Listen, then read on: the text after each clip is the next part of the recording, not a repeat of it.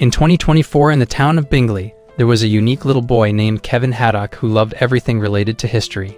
Because of his interest, he had a very broad insight into major figures and events in human history.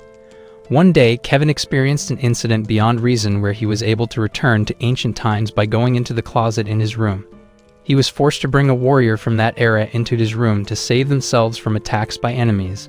Not long after, the warrior then left through the portal in Kevin's room. When Kevin was still shocked about this incident, a gang of thieves emerged from the closet. They called themselves the Time Bandits. They were able to travel through space and time through portals so that they could steal objects from various eras. They could enter Kevin's room because the room had a portal, and that was why Kevin was previously able to go to the past and return to the present. The Time Bandits told Kevin that they were running away from a creature with tremendous power called the Supreme Being after they stole the map of the universe from him. Not long afterward, the Supreme Being appeared through the portal, but with great struggle, the Time Bandits managed to escape through the portal.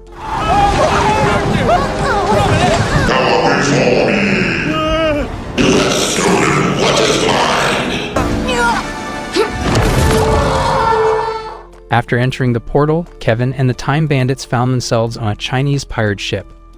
Kevin was able to figure out that they were on Madame Cheng's pirate ship, a famous Chinese pirate, and they were in a battle against the British Navy. With his communication skills, Kevin managed to convince Madame Cheng so as not to attack him and the Time Bandits. Hours later, the portal that the Time Bandits had been waiting for finally appeared, and without thinking twice, the Time Bandits and Kevin entered the portal that brought them to the Stonehenge development era. Kevin was very curious about the construction of Stonehenge, so he asked one of the constructors, who then explained that Stonehenge was aimed at advancing the trade of his people. After that, Kevin and the others went into the portal that appeared nearby. They then arrived in an era when the residents of the city of Troy discovered a giant wooden horse outside of the city gate. With his knowledge of history, Kevin could tell that there were Greek troops inside the wooden horse who were preparing to conquer the city. Because the size of the Trojan horse was too big, the Time Bandit failed to steal it, and instead, they succeeded in stealing a vase before the next portal appeared. Kevin refused to steal because he didn't want to commit a crime. After that, the Time Bandits used the portal to take Kevin back to his hometown, but unexpectedly, they ended up in the Ice Age, and this was proven by the existence of the Neanderthals. Through the next portal, the Time Bandits failed to return Kevin to his homeworld and instead got stranded in the era of Mayan civilization. In order to avoid attacks, they behaved friendly when they met the Mayans so they wouldn't hurt them and help them. When the Time Bandits enjoyed the service from the Mayans, Penelope, the leader, ordered her men to steal when there was a chance. Meanwhile, Kevin had a bad feeling about the Mayans' kindness because according to the history he knew, the Mayans provided the best service to humans who they would sacrifice in a ritual. After telling this dark history to the Time Bandits, Kevin insisted they immediately ran away. They're right behind us, right? Mm-hmm. Yeah, that's them, yeah. But in the end, the Mayans managed to catch them when they were trapped at the edge of a cliff. After that, the Queen of the Mayans told them that the ritual they would carry out was to enjoy the sunset while eating fruit and chatting. The Queen also confirmed that the human sacrifice ritual was told to have been done as a made-up story to justify the actions of the colonial nation. Kevin had just realized that not everything in history was true. At night, the Time Bandits managed to use a portal to return Kevin to his original place in time. Right. See what I thought would happen. To the time before he left his room to go on an adventure with the Time Bandits. When the Time Bandits were about to leave, Kevin's house was suddenly attacked by a demon. As a result, both of Kevin's parents turned into coal.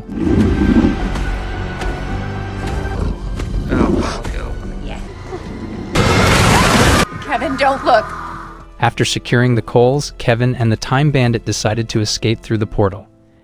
In a different location, the Supreme Being worried about the action that was carried out by the Time Bandits because the portals they had been using were left open, so these risks of causing time and space disruption were big.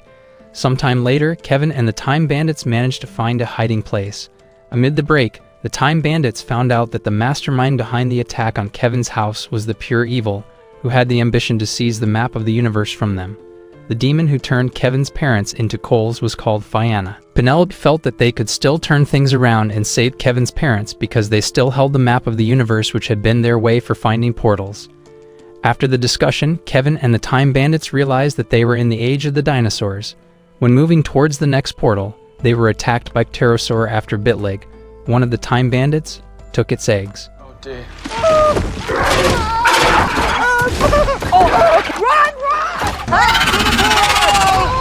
The time bandits finally managed to enter the portal.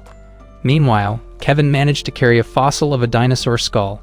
Kevin and the others were stranded in a medieval-era village. Seeing Kevin and his friends bringing the head of a large creature, the villagers believed that they were mighty dragon slayers, proving that the villagers didn't know about dinosaurs. Penelope let the villagers think of their team as dragon slayers so that later she could get a reward. Later, Kevin met with the village head who told him that his village had long been terrorized by a tyrant, the Sheriff of Nottingham. The man asked for help from Kevin and the time bandits to stop the sheriff. Considering that the village had trusted them as tough heroes to cover up their lies, Kevin and the others were forced to accept the request. The next day, the time bandits had to face troops led by the sheriff's confidant. It was revealed that the sheriff and his troops liked to torture their targets so that the villagers did not dare to fight them. Remembering that none of the time bandits were good at fighting, they were finally captured by the troops. The sheriff stated that he would burn down the village if, by tomorrow morning, they couldn't hand over their harvested crops. He then finally ordered his men to torture Kevin and his friends as punishment for trying to save the village. When they were detained, Kevin and the others managed to escape before getting more tortured. Like medicine, you're a witch. After telling the village head about the sheriff's evil plan, Kevin and the time bandits planned a strategy to overcome the sheriff's attack. Unfortunately, this strategy failed, and as a result, some of them were detained by tied sheriff's troops in the middle of the village. Kevin managed to convince the sheriff's men to stop obeying their master and make their own life choices. Thanks to that, they no longer wanted to carry out torture. This moment marked their success in saving the village from the sheriff's tyranny. The peace didn't last long because the village was immediately destroyed when a pterosaur appeared from the portal and attacked the place. Kevin, you lied to us! It's just a large winged reptile! The time bandits finally realized that this incident was caused by their carelessness in allowing the portal to the age of dinosaurs to remain open. Because they couldn't save the village, Kevin and the time bandits chose to escape through the portal and found themselves in medieval England. When they infiltrated the monk's place, the time bandits stole a drink called mead, and according to Kevin's knowledge, mead was alcohol made from honey. Because nothing was interesting in that place, the time bandits went back into the portal with Kevin and arrived at a liquor warehouse. They tried to hide there, but they were caught by a thief gang led by a man named Bumpy Johnson. Johnson believed them to be the members of an underground running alcohol led by a woman called Madame Queenie, and he made a friend with them. Penelope and the others played along and ended up selling the mead they brought to Johnson because he liked the taste. By taking advantage of the portal to medieval England, which was still open, the time bandits stole more mead to fulfill Johnson's order. This way, the time bandits managed to gather a lot of money. After that, Kevin and the time bandits came out of the warehouse and walked around the city. Kevin just found out that they were in New York City during the Harlem Renaissance, at which time the price of alcohol was very high because it was forbidden. At night, Kevin and the others had fun in a bar with Johnson's gang. Since that incident, the time bandits started to feel comfortable in the city. But this situation didn't last long because afterward, Penelope found some of their members were trapped in medieval England when they tried to steal more mead. This incident turned out to be caused by the condition of the portal being unstable. When this problem was still not resolved, Penelope and the others had to face attacks from an unknown gang. Penelope and her friends tried to escape because they did not have the strength to fight back. Penelope arrived at a place where several of its members were being held hostage by the gang that was attacking them. Johnson and his gang suddenly arrived and tried to help her. When Johnson communicated with the enemy, it was revealed that the gang that attacked Penelope turned out to be the real Madame Queenie's men. Shortly after, the real Madame Queenie came. Johnson finally realized that all this time he had mistaken Penelope for Madame Queenie, and it turned out Johnson's misunderstanding occurred because of the effects of drinking the mead. On the other hand, Madame Queenie ordered her gang to attack the Tim Bandits because they had infiltrated her liquor warehouse. She also felt that her business had been disrupted by their actions. Johnson finally admitted that he bought the mead because he thought it was Madame Queenie's alcohol. After all the misunderstandings were cleared up, Penelope confirmed that she would not sell the mead again because she didn't want to get into conflict with Madame Queenie. Meanwhile, the Supreme Being planned to rebuild the Earth by erasing the existence of humanity because he was fed up with all the conflicts and wars caused by mankind. To realize his plan, he needed a map of the universe which was still carried by the Time Bandits. He then ordered his men not to let the map of the universe fall into pure evil's hands, because the effect would be catastrophic. Kevin and the Time Bandits were having difficulty finding food while they were waiting for the next portal to appear. Suddenly, someone they believed to be the Supreme Being appears at the location. They panicked, remembering all this time they had been trying to escape from the Supreme Being because they stole the map of the universe from him. Fortunately, the one who appeared turned out to be the Supreme Being's subordinate named Jasper, who was in disguise. He warned them not to let the map of the universe return to the hands of the Supreme Being because he wanted to use the map to launch his evil plan to destroy humanity to build a new Earth. The Time Bandits took this warning seriously because Jasper looked scared when he conveyed it. Not long after, the Time Bandits and Kevin finally entered the portal which took them to 18th century England. While waiting for the next portal, the Time Bandits and Kevin managed to mingle with the people in that place. They then entered a large house which at that time was being used as a party venue and immediately ate sandwiches prepared there to fill their stomachs. Kevin then met a man named Earl of Sandwich who called himself the inventor of the sandwich. Through his chat with Kevin, the Earl expressed his pride because he had created the first sandwich in history. Meanwhile, Penelope was worried because Kevin seemed gloomy. Kevin then told her that he was still worried about his parents, who returned into coals. Penelope tried to calm him down by promising that she would save his parents and bring them back home. After a few minutes, Kevin and the others ate a pineapple that was available in an empty room. Seeing this incident, the Earl of Sandwich became furious because the pineapple was very expensive and was only for display. In fact, to be able to buy that pineapple, the Earl had to raise funds together with all the party invitees. Kevin thought the pineapple he ate was just normal. They went into an argument. At that moment, Kevin said that the sandwich was not the Earl's original creation, because according to history he knew, the Earl got the idea for the sandwich after he saw bread that only existed in the Mediterranean. Didn't accept Kevin's words, so the Earl challenged the boy to a gun duel. Penelope defended Kevin, so Earl challenged her instead. The next day, Penelope and the Earl had a gun duel. Penelope immediately fired the first shot to kill the Earl, but her shot missed, so she prepared to fire the next shot. When the Earl was about to be shot, he said that a gun duel was not intended to kill the opponent.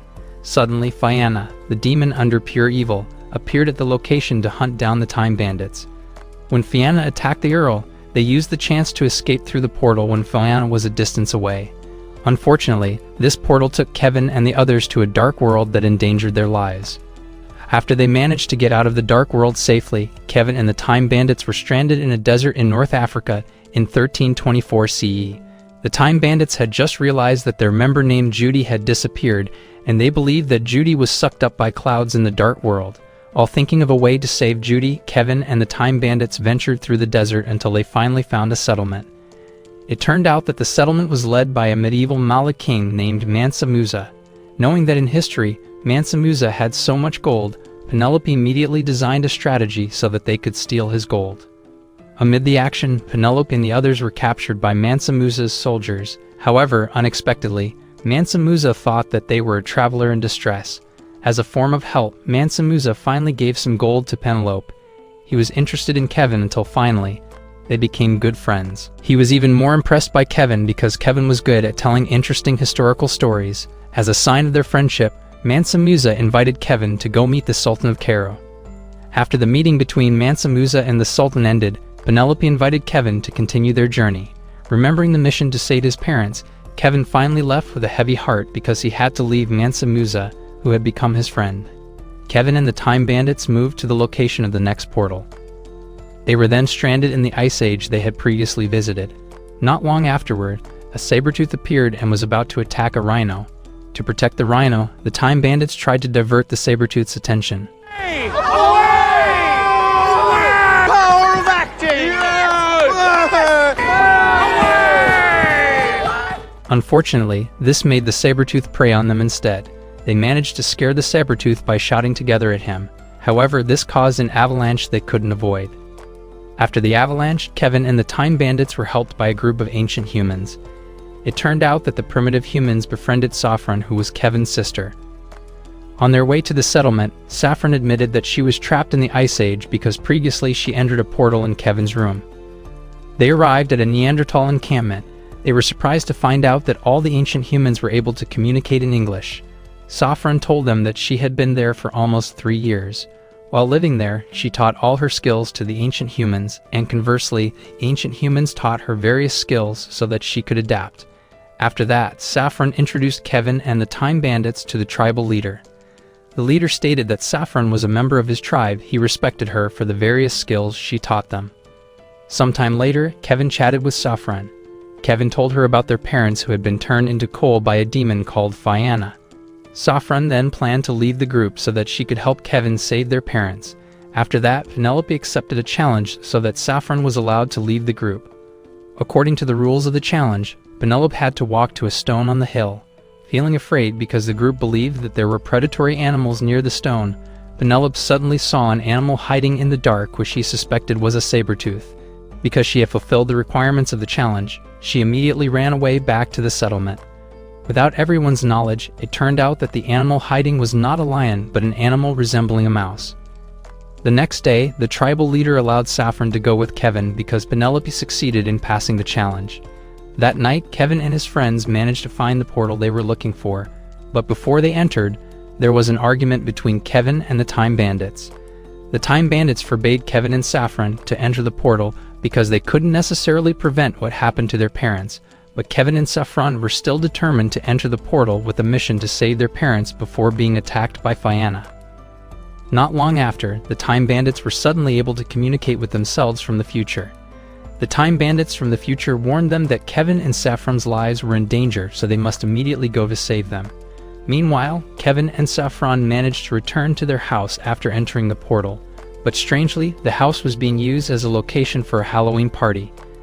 They then went to the city center and found that they were in 1996, or almost 30 years before their parents were attacked by Fianna.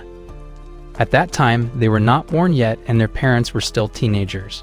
Long story short, Kevin and Saffron finally split up to visit their father and mother. They agreed to act like strangers when they met their parents later to avoid time travel disturbance. At the same time, the Time Bandits were finally at Kevin's house after entering the same portal. They then found traces of Fianna's attack in that place, so they were sure that Kevin was being chased by Fianna. They then tried to find Kevin and Saffron before they were caught by Fianna. Kevin managed to find his father, who at that time was still a teenager. In a different place, Saffron also managed to find her mother. However, to her surprise, it turned out that her mother was still 6 years old at that time. Seeing her condition, who looked like a confused orphan, her mother's mother allowed her to come to her to calm down. Kevin was forced to leave his father because Fianna appeared to hunt him down.